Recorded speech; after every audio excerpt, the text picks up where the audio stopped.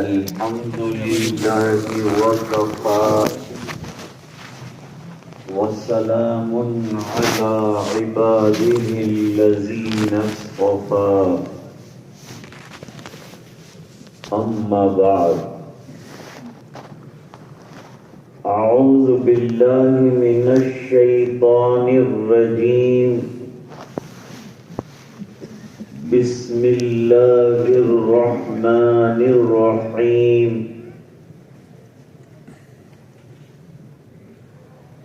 إنا نحن نزلنا الذكر وإنا له لحافظون صدق الله العظيم. وقال النبي صلى الله عليه وسلم إن الله يرفع بهذا الكتاب أقواما ويدع به آخرين. صدق رسوله النبي الأمي الكريم. اللهم صل على سيدنا محمد وعلى آل سيدنا محمد وبارك وسلم.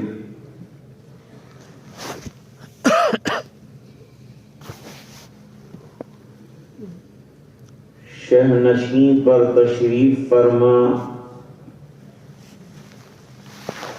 حضرات علماء،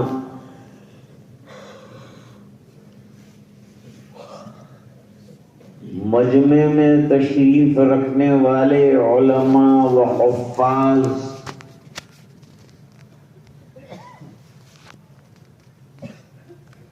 اور اطراف و جوانب سے تشریف لائے ہوئے حاضرین مجلس،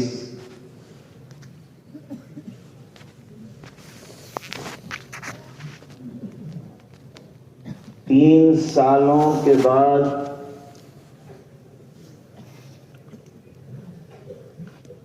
آج بفضلہ تعالی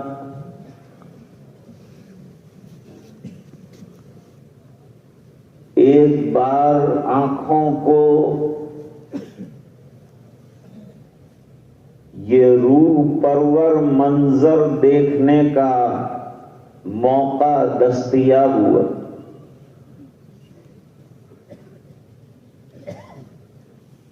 اس پر اللہ کا جتنا شکر بجا لایا جائے کم.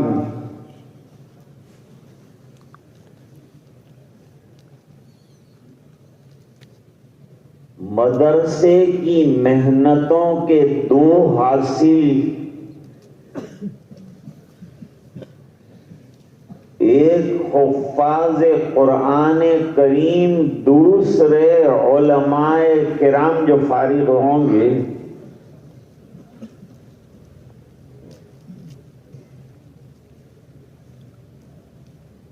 ان میں سے ایک تازہ پر مسرت موقع ہمارے ہاتھ میں ہے.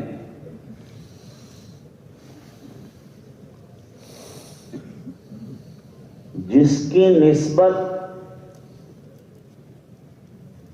اللہ کے کلام اور اللہ کی کتاب سے ہے.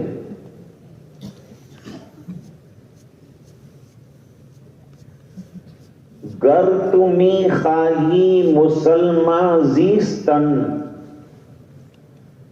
نیست ممکن جز بقرآن زیستن.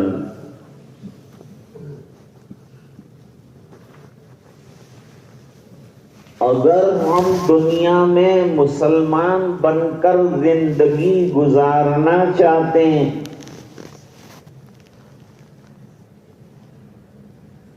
تو قرآن کریم کی مضبوط رسی کو تھامنا پڑے گا، جس کا نتیجہ انشاءاللہ جنت ہوگا.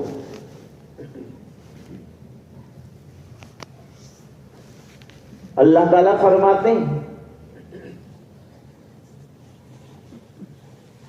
وَاعْتَصِمُوا بِحَبْلِ اللَّهِ جَمِيعًا،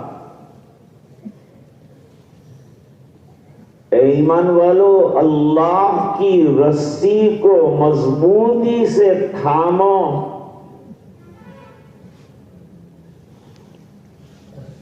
اور حضرت عبداللہ ابن مسعود رضی اللہ تعالیٰ عنہ فرماتے ہیں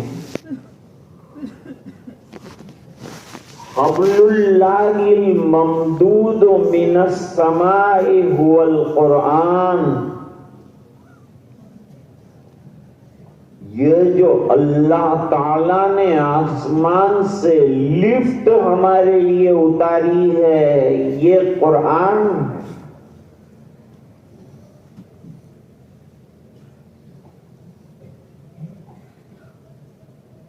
حارث اعور ایک تابعین،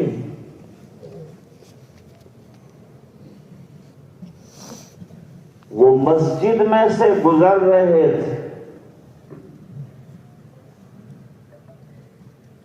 تو مسجد میں کچھ لوگوں کو باتیں کرتے ہوئے دیکھا کہ فضول باتوں میں لگے ہیں۔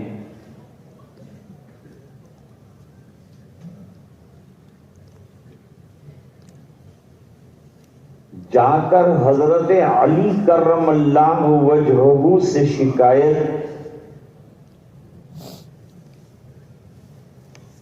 کہ ایک جماعت مسجد میں فضول گوئی میں لگی ہوئی، فضول گوئی کو اسلام بھی پسند نہیں کرتا۔ زبان کا اچھا، صحیح اور لمیٹڈ استعمال ہونا چاہیے۔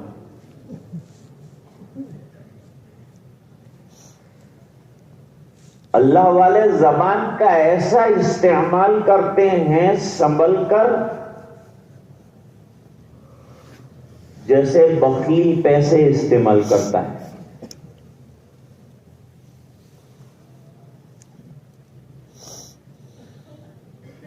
زبان اصل میں دل کی ترجمان، دل ایک دیگچہ ہے، زبان چمچ۔ دل میں جو پکا ہوگا وہ زبان نکالے گی، اس لیے پہلے دل پر محنت کرنی پڑے گی تو زبان پہ کنٹرول آئے گا۔ دل کو صاف کرنا، دل کو فضولیات سے پاک کرنا، صاف کرنا۔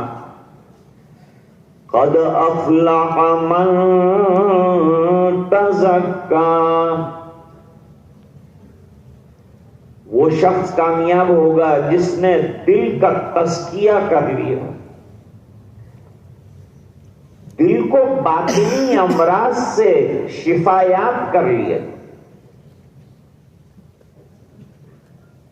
قرآن کریم بھی دل کی بیماریوں کا علاج کرتا ہے۔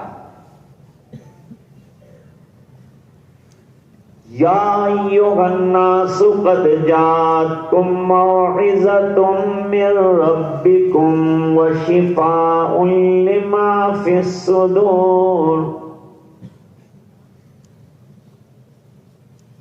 دل کے روگوں کا علاج ہے قرآن کریم میں۔ جیسے جیسے پڑھتا جائے گا اللہ تعالیٰ دل صاف کرتے جائیں گے اور دل میں انوار اور نورانیت آتی جائے گی۔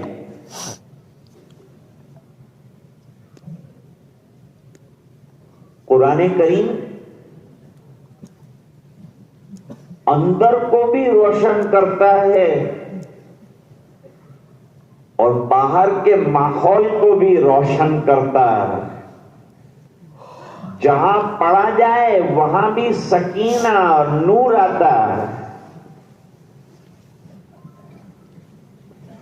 بہت بڑا مجمع ہے آج،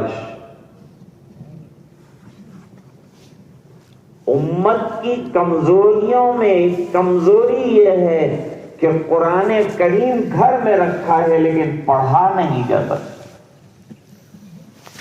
اخبار پڑھتے ہیں، لٹریچر پڑھتے ہیں، شوق سے پڑھتے ہیں، بحث کرتے ہیں، لیکن قرآن نہیں پڑھتے.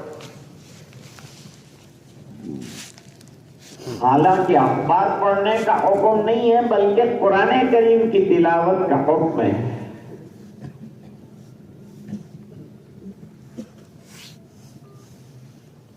اندر بھی انوار آ جائیں گے، باہر بھی انوار آ جائیں گے. ایک بزرگ گزرے شیخ عبد العزیز دباغ رحمت اللہ علیہ. وہ حافظ قرآن کریم بھی نہیں تھے اور حافظ حدیث بھی نہیں تھے، لیکن جب کوئی قرآن کریم پڑھتا وہ کہہ دیتے کہ اس نے قرآن پڑھا، جب کوئی حدیث پڑھتا وہ کہہ دیتے کہ اس نے حدیث پڑھی. لوگوں کو بڑا تعجب تھا، یہ کرامت ان کی ظاہر ہے. حضرت آپ کو کیسے پتا چلتا ہے؟ آپ تو حافظ قرآن کریم بھی نہیں ہیں اور حافظ حدیث بھی نہیں ہیں، بزرگ ہیں. اللہ تعالی اپنے خاص بندوں کو بصیرتیں عطا کرتے، بصیرت کی روشنی میں دیکھتے ہیں.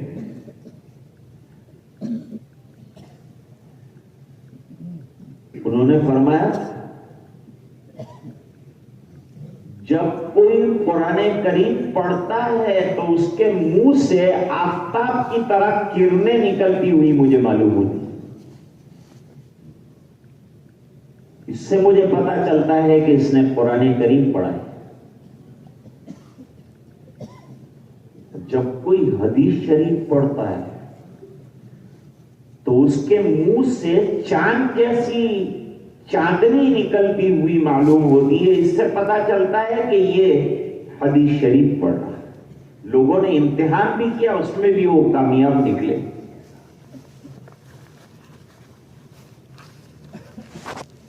دیکھو اندر نورانیت آئی.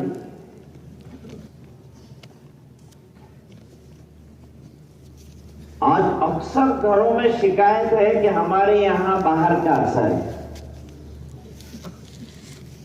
ہمارے یہاں کسی نے گندا کیا ہے، کسی نے میلا کیا ہے، کسی نے سفلی علم کیا ہے.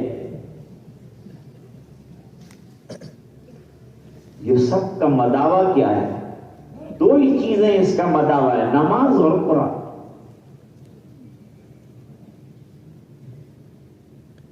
میرے والد صاحب رحمت اللہ علیہ کو ایک جگہ بلایا گیا، لے گئے، مکان میں گئے. میرے والد صاحب ویسے ہی اذان ہوئی، مائک جو ہے ان کی کھڑکی کے اندر لگا ہوا تھا مسجد کا.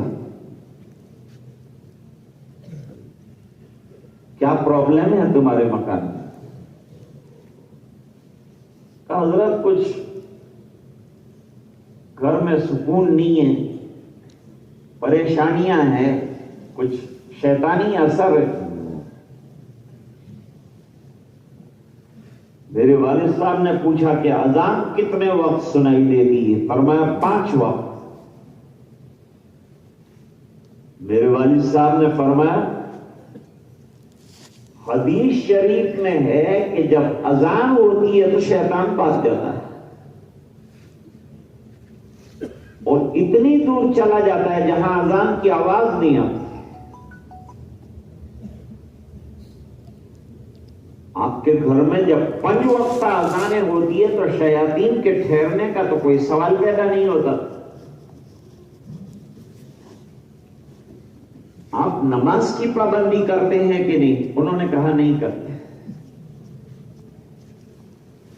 اور شوق سے ہم نے مائک فٹ کروایا ہے،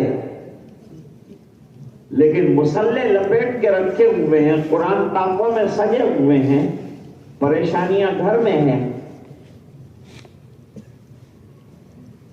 میرے والد صاحب نے ان سے کہا جب اللہ نے آپ کو اتنی بڑی نعمت سے نوازا ہے تو نماز کی پابندی کرو. سامنے مسجد ہے اور آپ نماز نہیں پڑھتے. یاد رکھیے جتنی عبادات ہیں ان تمام میں نہایت اہم ترین عبادت نماز.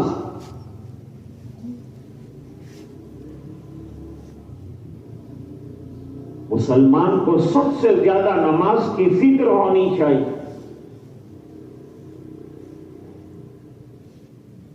وقت صلاۃ ہو جائے تو سب سے بہترین عمل نماز ہے.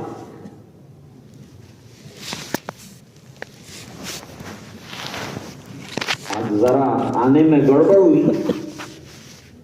مولانا حاشم صاحب دامت برکاتہم لینے کے لیے ادھر پہنچے، فون پر رابطہ الف سلیب کے بعد پہلے نمبر پر انہوں نے سوال کیا کہ ظہر کی نماز آپ نے ادا کی؟ ایمان والے کو نماز کی فکر ہونی چاہیے، عالم دین کو نماز کی فکر ہونی چاہیے.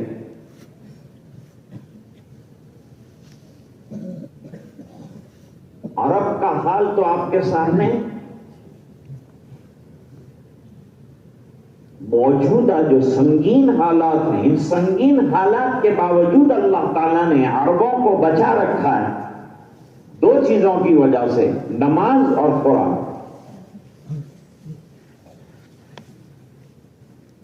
وہ اس طرح کہ ان کی کروڑوں کی گاڑی راستے پر دوڑ رہی ہے بڑی تیزی کے ساتھ. جیسے ہی اذان کا وقت ہوا، نماز کا وقت ہوا، کنارے پر گاڑی لگائی، اذان دی اور راستے میں نماز ادا کر لی. نماز کے بڑے پکے ہیں. بہت سے مسائل تو اللہ تعالیٰ نماز ہی کے ذریعے سے حل فرما دیتے ہیں اور بہت سے فتنے ٹال دیتے ہیں.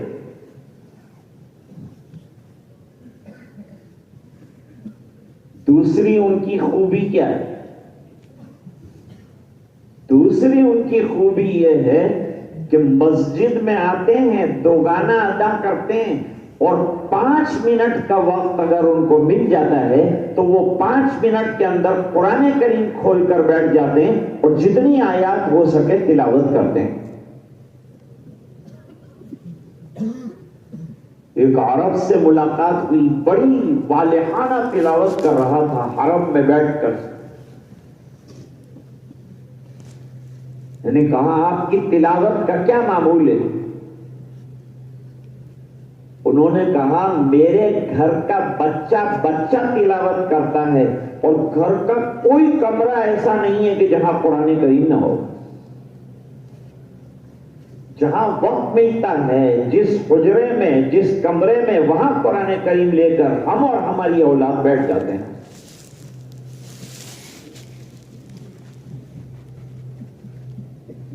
مت سمجھو کہ قرآن کریم سمجھ میں نہیں آتا تو پڑھنے کا کیا فائدہ.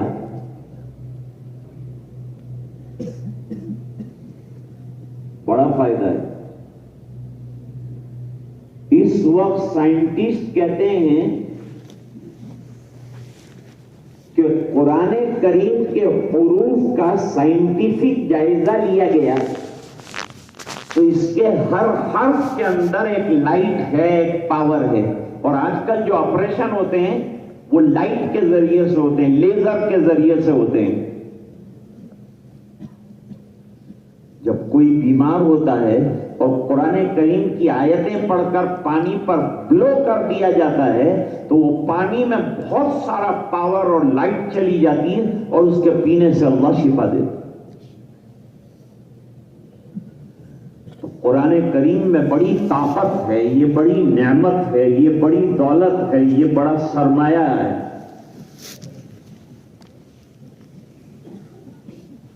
ہم کو تو آقا نے 1400 سال پہلے یہ بات سمجھائی.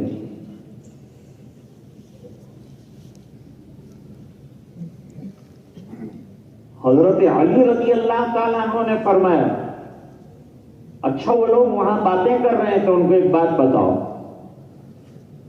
حضور پاک صلی اللہ علیہ وسلم نے فرمایا کہ فتنے آنے والے ہیں. اگلا جو زمانہ آئے گا ہر دن آنے والا نئے فتنے لے کر آتا ہے اور ہم روزانہ اخبار میں دیکھ رہے ہیں ہر دن نئے فتنے کے ساتھ طلوع ہوتا ہے. ایسے فتنوں سے بچاؤ کی کیا شکل ہے؟ حضرت علی نے حضور پاک صلی اللہ علیہ وسلم سے پوچھا. حضور پاک صلی اللہ علیہ وسلم نے فرمایا آنے والے ہر فتنے سے بچنے کا راستہ قرآن کریم ہے. قرآن یاد کرو، قرآن پڑھو، پڑھاؤ، اس کی تعلیم کو عام کرو، اس کی نشر و اشاعت کو عام کرو، اس کے پیغام کو عام کرو، داعی قرآن بن جاؤ. اور حدیث شریف میں فضیلت بیان فرمائی، خیرکم من تعلم القرآن وعلمہ، تم میں بہترین شخص وہ ہے جو قرآن کریم کو سیکھے، اس کا علم حاصل کرے. آج مولے مولانا عبدالحق صاحب نے ملاقات کرائی کرناٹکا سے.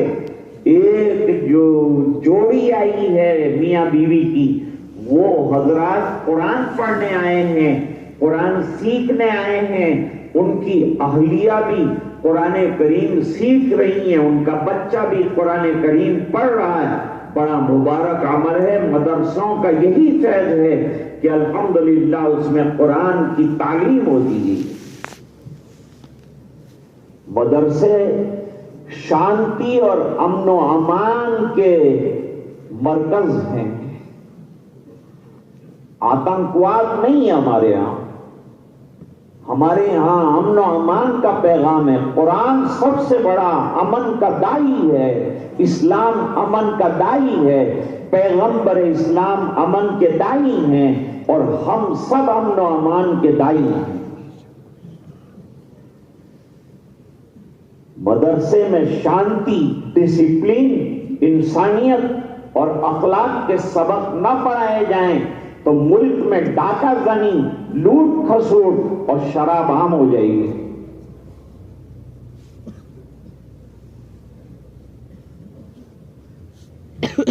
یہ قرآن کریم کی برکت ہے کہ اتنا بڑا مجمع اتنی خاموشی کے ساتھ اور اتنے سکون کے ساتھ باوقار بیٹھا ہے، اس لیے کہ نسبت قرآن کریم کی ہے. ورنہ دنیاوی کوئی نسبت ہوتی تو یہاں شور شرابہ ہوتا، ان کو کنٹرول میں لانا مشکل ہوتا. لیکن نسبت قرآن کریم نے آپ کو ایسا بٹھایا ہے جیسے آپ کے سروں پہ پرندے بیٹھے ہوں.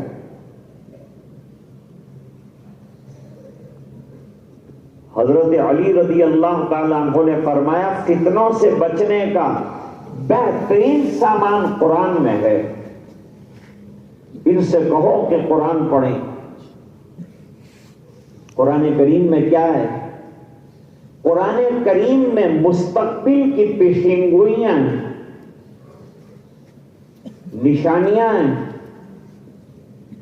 گزشتہ لوگوں کے حالات، مثالیں، واقعات، احکام ہیں، اور قرآن کریم میں مسائل ہیں، بشارتیں ہیں، وعیدیں ہیں. دنیا کی کتابیں زمانے کے آگے بڑھنے کے ساتھ فرسودہ اور بیکار ہو جاتی ہے، اور قرآن کریم ایسی کتاب ہے کہ ہر دن اس کی ضرورت محسوس ہو کر یوں لگتا ہے کہ یہ کتاب اب جوان ہو گئی ہے. یہ جوان کتاب ہے، یہ زندہ کتاب ہے. کتاب زندہ قرآن حکیم، حکمت لا یزال استو قدیم. حرف اورا ریب نے تبدیل نے آیا اشرمندہ تعویل نے. صحیح بات کہی. حضرت حکیم الاسلام رحمت اللہ علیہ فرمایا کرتے تھے کہ اگر کوئی حالات کے زمانے میں محفوظ ہونا چاہتا ہے، فتنوں کے زمانے میں محفوظ رہنا چاہتا ہے، فتنوں کی بارش سے بچنا چاہتا ہے، تو اس کو قرآن کی چھت کے نیچے آ جانا چاہیے۔ اس لیے اللہ تعالیٰ فرماتے ہیں پہلے قرآن یاد کرنے والوں کو قرہ کہا جاتا تھا، لیکن بعد میں اِنَّا نَحْنُ نَزَّلْنَا الذِّكْرَ وَإِنَّا لَهُ لَحَافِظُونَ کے ذریعے سے حافظ کہلائے۔ اب یہ تمام جنہوں نے اپنے سینوں کو قرآن کریم سے جگمگا ڈالا، اب یہ حفاظ کہلاتے ہیں، حافظ صاحب کہلائیں۔ اب یہ حافظ صاحب حافظ صاحب نہ ہو جائیں، کیونکہ اگر ایک سال انہوں نے نہ سنایا قرآن تو آدھا حافظ، اور دوسرے سال نہ سنایا خدا حافظ۔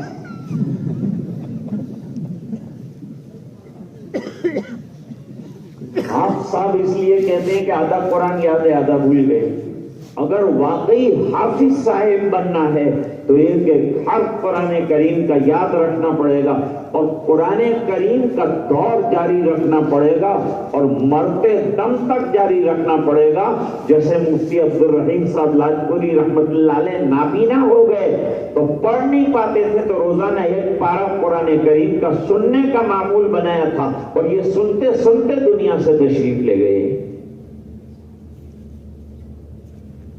علماء نے لکھا ہے کہ جو چاہتا ہو کہ اس کا دماغ بڑھاپے میں سٹھیا نہ جائے، معاوف نہ ہو جائے، اس کو چاہیے کہ تلاوت قرآن کرے۔ کتنے فوائد ہیں قرآن کریم کے؟ نہ سمجھ میں آئے تو کیوں پڑھیں؟ ڈاکٹر کے یہاں جاتے ہیں، وہ لال گولی پیلی گولی لکھتا ہے، ہم کو کیا سمجھ میں آتا ہے؟ پھر بھی ہم کھاتے ہیں کہ نہیں کھاتے؟ ہم کو کیا معلوم کہ لال گولی کیا ہے اور پیلی گولی کیا ہے؟ اس نے کہہ دیا صبح لال لو دوپہر پیلی دو۔ ہاں ڈاکٹر صاحب، آپ جیسی گولیاں کھلائیں گے ہم کھا جائیں گے۔ اب ایک بادشاہ بیمار ہو گیا، بیمار ہوا، بہت سے علاج کیے، اس زمانے میں ڈاکٹر تو تھے نہیں، یونانی طبیب تھے پرانے لوگ، ان کو بلایا اور علاج معالجہ شروع ہوا۔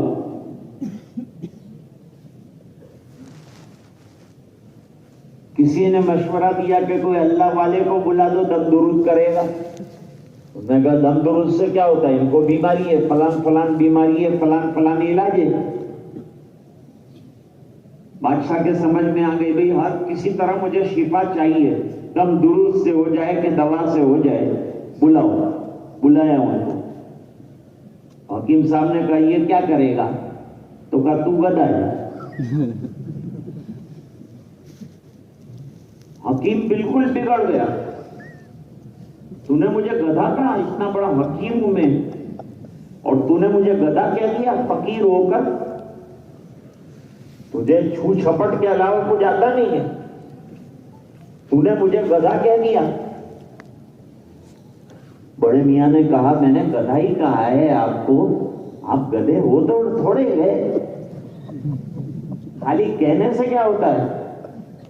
لیکن خالی گدھا کہنے کی وجہ سے ان کی آنکھوں میں تبدیلی آئی، ان کی زبان میں تبدیلی آئی، ان کی نقل و حرکت میں تبدیلی آئی۔ تھوڑی دیر کے بعد معافی مانگ لی تو ٹھنڈے ہو گئے۔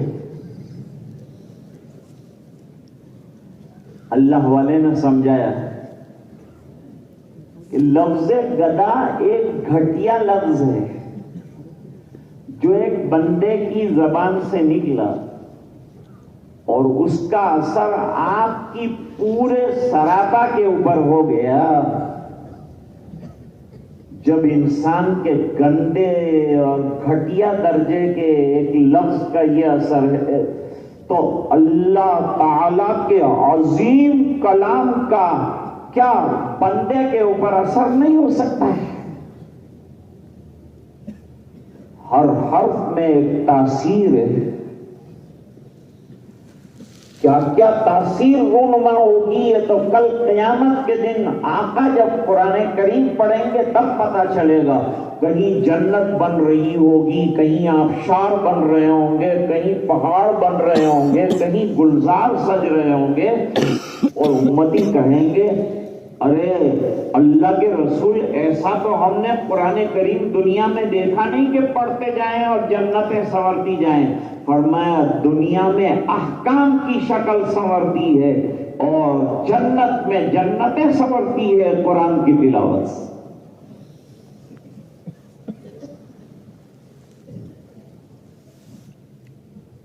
تو یہ تو حضرت علی کرم اللہ وجہہ کی بات میں نے کہی کہ فتنوں سے حفاظت کا بہترین ذریعہ قرآن کریم ہے۔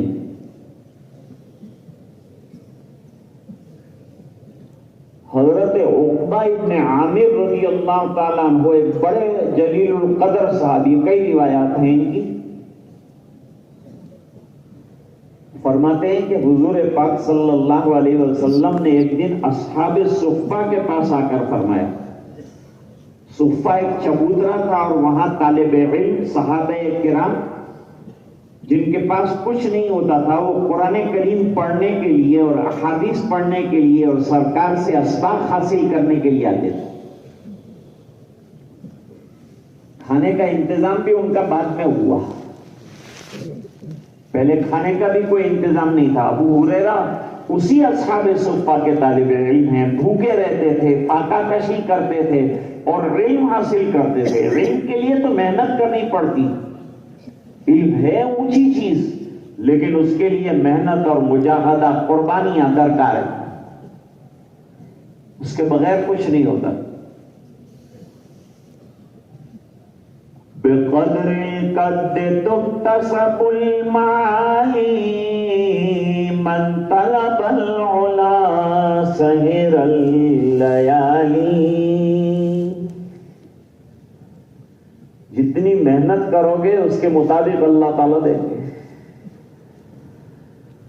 راتیں جاگے ہیں تو اللہ تعالیٰ کچھ علم عطا فرمائیں گے، اور علم وہ اچھا ہے جو عمل میں آ جائے۔ علم نافع کسے کہتے ہیں؟ جو عمل صالح پر انسان کو ڈال دے، اس کو علم نافع کہتے ہیں۔ حضرت محمد ابن حسن شیبانی رحمت اللہ علیہ کا انتقال ہوا، اور ایک بات یاد آئی، لڑکپن میں حضرت امام اعظم ابو حنیفہ رحمت اللہ علیہ کی درسگاہ میں پہنچ گئے۔ یہاں بڑے بڑے فقہا بیٹھتے تھے، سبق لیتے تھے حضرت سے۔ چھوٹے امام محمد پر نظر دی، بچے تم کیوں آئے؟ جواب دیا کہ تعلیم حاصل کرنے کے لیے آپ سے آیا ہوں۔ جواب دیا تعلیم حاصل کرنے کے لیے حاضر ہوا ہوں۔ آپ نے فرمایا کہ میرے درسگاہ کا دستور یہ ہے کہ طالب علم کو حافظ قرآن ہونا چاہیے، کیونکہ ہر وقت استدلال کرنے ہوتے ہیں، احادیث ہے، قرآن کریم سے استدلال کیا جاتا ہے، مسائل مستنبط کیے جاتے ہیں۔ آج بھی اصول قرآن اور ضوابط قرآن کریم سے تمام مسائل کا استنباط کیا جاتا ہے۔ اصولی کتاب ہے، ضابطے کی کتاب ہے قرآن کریم۔ تو اٹھ جاؤ، اٹھ کر چلے گئے۔ ایک ہفتے کے پاس واپس آ گئے۔ حضرت نے پھر دیکھا، بھائی پھر آئے تم کو بتایا تھا کہ حفظ قرآن کریم کے بغیر میرے یہاں داخلہ نہیں۔ مسکرا کر عرض کیا امام محمد رحمت اللہ علیہ نے کہ ایک ہفتے میں پورا قرآن یاد کر لیا، قرآن کریم حفظ کر کے آپ کی خدمت میں آیا ہوں۔ بڑے امام بنے، طلب تھی، جستجو تھی۔ کبھی کبھی استاد جو ہے وہ یاد نہیں کرتا، بچہ تو اس کو مارتا ہے، کھڑا کرتا ہے، جھکاتا ہے، مرغا بناتا ہے، مرغی بناتا ہے، تو کیا ہوتا ہے؟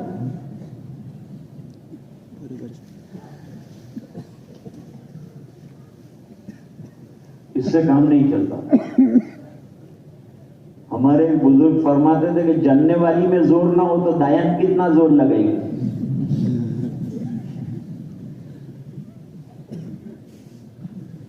تو یہ بچے کو اگر شوق ہی نہیں ہے، تو جب بچے کو شوق نہیں ہے تو آپ کتنا بھی زور لگائیں نہیں یاد کرے. اس کو شوق دلانا پڑتا ہے، شوق پیدا کرنا پڑتا ہے، شوق والے کام اس کو دیے جاتے ہیں، اس کو قرآن کریم کے فضائل مناقب سنائے جاتے ہیں، انعامات دیے جاتے ہیں، تو بچے کا شوق بڑھ جاتا ہے، پھر وہ یاد کرتا ہے. امام محمد رحمت اللہ علیہ کا وصال ہوا، خواب میں کسی نے دیکھا. کیا معاملہ کیا؟ فرمایا اللہ تعالیٰ نے بخشش فرما دی، مغفرت فرما دی. کیا سوال ہوا تھا؟ کب پوچھا گیا کیا لے کر آئے ہو؟ تو کہا مغفرت کی امید لے کر آیا، بخشش کی امید لے کر آیا ہوں. اے الہ العالمین. تو اللہ تعالیٰ کی طرف سے فرشتوں نے جواب دیا کہ اللہ فرماتے ہیں کہ اے محمد، اگر تجھے جنت نہ دینی ہوتی اور مغفرت نہ کرنی ہوتی تو تجھے علم سے نوازتے نہیں.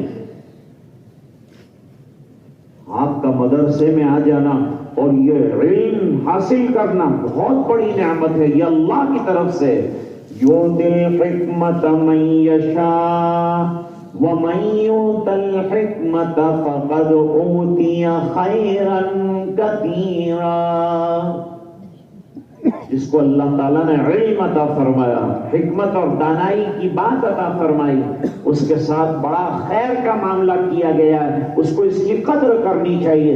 جب اللہ نے آپ کے سینوں کو قرآن کریم سے منور کر دیا، اب آپ کو اس کی قدر یہ کرنا ہے کہ اس کو خوب پڑھنا ہے، اس کو خوب یاد رکھنا ہے. والدین کی ذمہ داری بڑھ گئی، وہ اپنی اولاد کا جائزہ لیتے رہے. قرآن کریم کو بچانے کا ایک آسان راستہ یہ ہے کہ اب جو ہے مدرسے میں داخل ہو کر دور سنا کر آگے کی تعلیم حاصل کرنا شروع کر دو تو قرآن شریف محفوظ ہو جائے گا. آگے کی تعلیم میں لگ جاؤ، ورنہ تجارت میں لگ گئے، رکشا میں لگ گئے، کاروبار میں لگ گئے، ہوٹل میں لگ گئے، گلوں میں لگ گئے، تو پھر کیا ہے، قرآن کریم ضائع ہو جاتا ہے. پھر پڑھنے کا موقع بھی نہیں ملتا، پھر دور کرنے کا موقع بھی نہیں ملتا، پھر قرآن ضائع ہو جاتا ہے. قرآن کریم کا ضائع کرنا اتنی بڑی وعید ہے، جتنا بڑا وعدہ قرآن کریم کی یاد کرنے پر ہے، اس کے بھول جانے پر وعید بھی اتنی بڑی. اس کا خیال رکھنا چاہیے. روزانہ کے لیے چند پاروں کا دور کرنا طے کر لو اور پوری زندگی کے لیے طے کر لو. اور ایسا قرآن یاد ہونا چاہیے کہ قبر کے کنارے پر جنازہ جس دن رکھا جائے تو آپ کے سینے میں قرآن چمک رہا ہو، اور بیڑا پار ہو جائے گا انشاءاللہ اسی قرآن کریم کی برکت سے. اللہ تعالیٰ قبر میں بھی حفاظت فرمائیں گے، آگے بھی اللہ تعالیٰ حفاظت فرمائیں گے. ایک جگہ کا واقعہ لکھا ہے کہ ایک بڑے میاں کا انتقال ہو گیا، انتقال فرما گئے، لیکن جنازے کی نماز پڑھانے والا، تدفین کرنے والا کوئی نہیں تھا گاؤں میں. تو وہ لوگ روڈ کے اوپر آ کر کھڑے ہو گئے کہ کوئی آنے جانے والا مسلمان مل جائے تو اس کو بلائیں. ایک آفیسر جا رہا تھا بائک پر، اس کو ٹھہرایا، پوچھا کون ہے آپ؟ مسلمان. اچھی بات ہے، تو آپ کو کچھ تدفین، کچھ نماز جنازہ آتی ہے؟ کجی آتی ہے. اتنا تو مسلمان کو آنا چاہیے، معلوم ہونا چاہیے. یہ سب چیزیں مدرسے کے اندر سکھائی جاتی ہے اور اس کی مشق کرائی جاتی ہے باقاعدہ. زندگی کے اہم پہلو ہیں. کیا بات ہے، کہاں ہمارے یہاں ایک مردہ ہے، بڑے میاں انتقال کر گئے ہیں، نہلانا آتا نہیں، ہم کو دفنانا آتا نہیں، صلاۃ جنازہ نہیں آتی. انہوں نے نہلایا، دفنایا، کفنایا اور وہ روانہ ہوئے. روانہ ہوئے، راستے کے اندر انہوں نے جیب میں دیکھا کہ وہ کاغذ جس کو لے کر مجھے وہاں آفیسر کو دکھانا ہے وہ نہیں ہے. سمجھ گئے کہ میں جھکا تھا تو جھکنے کے وقت قبر کے اندر وہ گر گیا ہوگا. لوٹ کر واپس گاؤں میں آئے. گاؤں والوں سے کہا کہ میں تھوڑی سی قبر کھول لوں اور میرا یہ بڑا اہم کاغذ ہے, میری سروس کا سوال ہے, تو کھول دوں تھوڑی دیر کے لیے قبر, پھر اس کو ڈھک بھی دوں گا. جب قبر کھولی اور پٹیا جو ہے ذرا سا ہٹا تو دیکھا کہ اندر گلاب کے پھولوں کی سیج اور پورا باغ لگا ہوا ہے اور خوشبو کی لپیٹوں سے مہک رہی ہے قبر. حیران ہو گیا. کاغذ تو اس نے لے لیا, جلدی دفنایا اور بند کیا قبر کو, جلدی گاؤں والوں کے پاس گیا اور جا کر کہا بھائی یہ کوئی بہت بڑا اللہ والا معلوم ہوتا ہے, اس بنا پر کہ اس کی قبر کا تختہ ہٹا تو اندر جنت کے پھولوں کی سیج نظر آئی. ایسے پھول میں نے نہیں دیکھے, ایسے خوشبو نہیں سنی. یہ آدمی کیا کرتا تھا؟ وہ یہ تو بوڑھا تھا, نماز بھی نہیں جانتا تھا. ہمارے گاؤں کے اندر نماز کا بھی چلن نہیں اور بیچارہ پڑھا ہوا بھی نہیں تھا.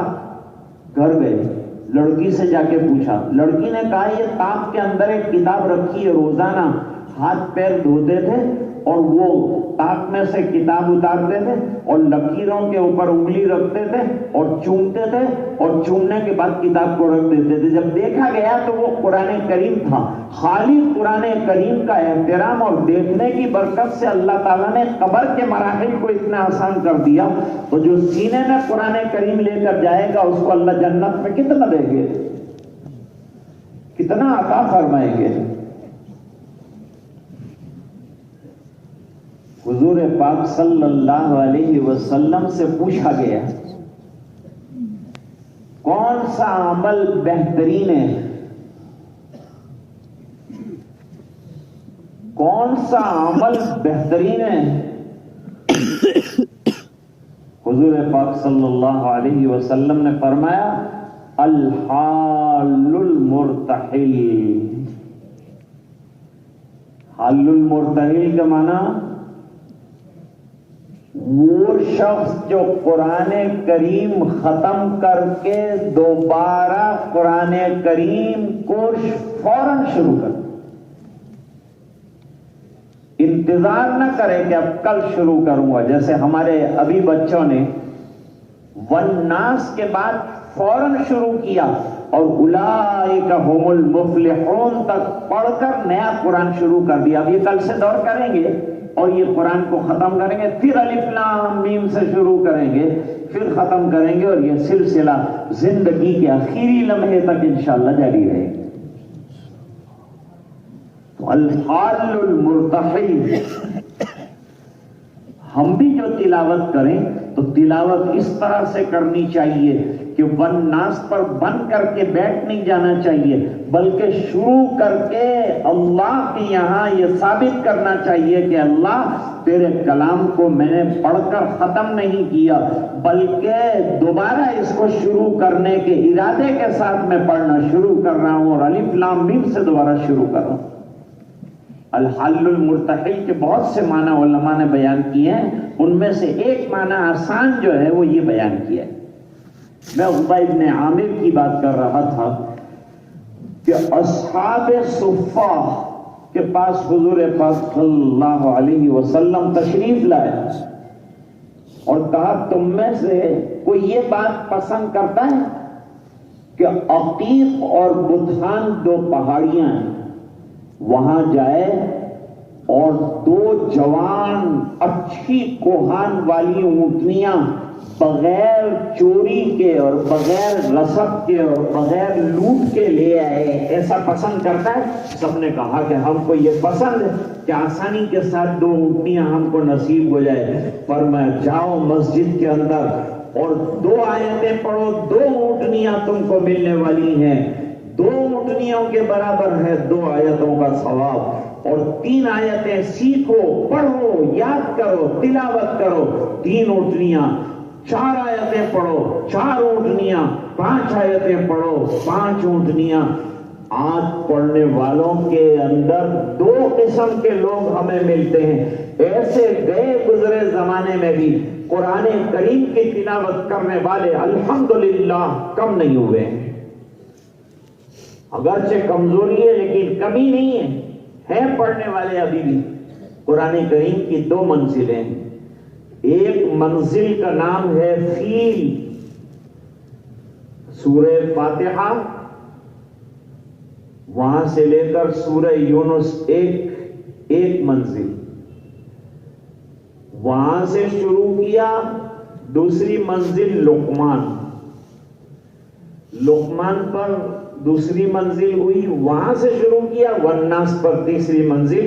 3 دن کے اندر قرآن کریم ختم. اور ایک بہت بڑا طبقہ امت کا وہ ہے جو روزانہ اور ہفتے میں فہمی پہ شوق والی منزل جو ہے اس کو مکمل کرتا ہے. یعنی قرآن کریم کی 7 منزلیں ہیں اور 7 دن کے اندر قرآن کریم ختم کرنے والے لوگ اب بھی الحمدللہ موجود ہیں. بلکہ کوساڑی ایک گاؤں ہے، وہاں ہمارا جانا ہوا. وہاں ایک حافظ صاحب قرآن شریف کی تلاوت میں مصروف تھے. میں نے کہا کتنا پڑھتے ہو روزانہ؟ انہوں نے کہا 24 گھنٹے میں ایک قرآن کریم پڑھتا ہوں. میں نے کہا اب تک کتنے قرآن کریم پڑھے؟ انہوں نے کہا 6000 قرآن ختم ہوئے. تو اللہ تعالیٰ نے امت میں ابھی بھی ایسے لوگ رکھے ہیں. حضرت مولانا اسماعیل بدات صاحب رحمت اللہ علیہ مدینہ منورہ میں، حضرت شیخ الحدیث مولانا زکریا صاحب مہاجر مدنی قدس سرہ العزیز کے مجازین میں سے تھے. وہ 24 گھنٹے میں 2 قرآن کریم ختم کرتے تھے. ابھی انتقال ہوا ہے. اللہ تعالیٰ نے ایسے بزرگوں کی برکت سے اس دنیا کی حفاظت کی ہے اور اس امت کی حفاظت کر رہے ہیں. یہ راتوں کو اور دنوں کو پڑھتے ہیں اور اللہ تعالیٰ ان کی برکت سے ہم جیسے بے عمل لوگوں کی حفاظت کا سامان فرماتے ہیں. میں نے ایک بات تو یہ کہی تھی کہ قرآن کریم اندر کو بھی منور کرتا ہے اور قرآن کریم باہر کو بھی منور کرتا ہے. اور باہر کو منور کرنے کے لیے حدیث بخاری کی طرف جانا پڑے گا. حضرت امام بخاری رحمت اللہ علیہ نے فضائل القرآن میں ایک حدیث نقل فرمائی ہے. حضرت اسید ابن حضیر رضی اللہ تعالیٰ عنہ، حضرت اسید ابن حضیر انصاری صحابی اور جلیل القدر صحابی اور حضور پاک صلی اللہ علیہ وسلم کے سچے عاشق اور حضور سے پکی محبت رکھنے والے ہیں. رات کو انہوں نے اپنے آنگن کے اندر مصلی بچھایا. ایک طرف انہوں نے جہاد کا گھوڑا باندھا، دوسری طرف اپنے بچے کو لٹایا. گھر چھوٹا تھا، بڑا نہیں. اور سورہ کہف کی تلاوت شروع کر.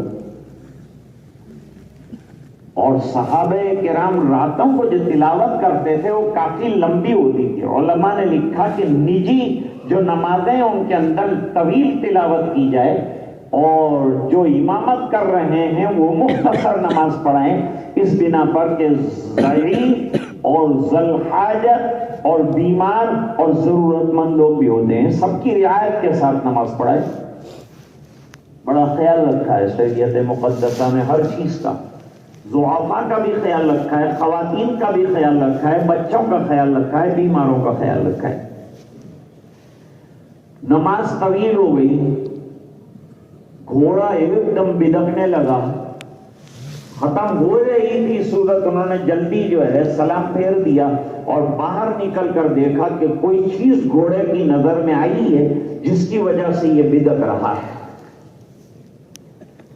ادھر ادھر دیکھا، کوئی چیز نظر نہیں آئی. آسمان پر دیکھا تو چراغوں کا سائبان اور چراغوں کی روشنیاں اوپر جاتی ہوئی نظر آئی. یہ منظر سمجھ میں نہیں آیا اسید ابن حضیر رضی اللہ تعالیٰ عنہ کو. اس بنا پر انہوں نے فجر کی نماز کے بعد تاجدار مدینہ جناب رسول اللہ صلی اللہ علیہ وسلم سے استفسار کیا اور پورا حال بیان کیا کہ رات کو یوں چراغوں کا سائبان میں نے اوپر جاتا ہوا دیکھا. حضور پاک صلی اللہ علیہ وسلم نے فرمایا تو تلاوت کر رہا تھا نا قرآن کریم کی؟ کہا جی ہمیں قرآن کریم کی تلاوت کر رہا تھا. سرکار نے فرمایا کہ تیرے تلاوت کرنے کی وجہ سے تیرے گھر میں سکینہ اور نور نازل ہو رہا تھا اللہ تعالی کی طرف سے، جیسے کہ تلاوت کرنے والوں کے گھر کے اندر انوار و سکینہ نازل ہوتے ہیں۔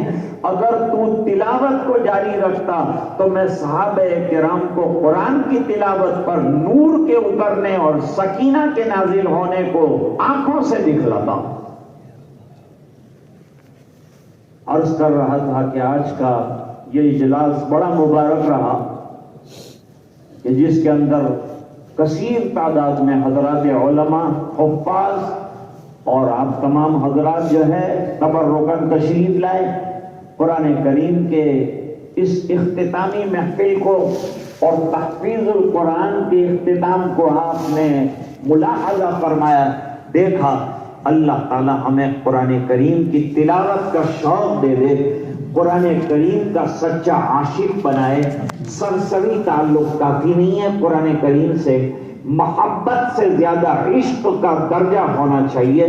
قرآن کریم سے محبت اور عشق رکھیں، اور عشق کا مطلب یہ ہے کہ نہ آتا ہو تو سیکھیں اور تلاوت کریں، اور تلاوت کر کے اپنے گھروں کو منور کریں، حالات کو دور کریں، فتنوں سے بچنے کا سامان کریں۔ ہم اتنا کر لیں، باقی حفاظت کا انتظام اللہ کی طرف سے ہوتا ہے۔ اللہ تعالی ہماری حفاظت فرمائے۔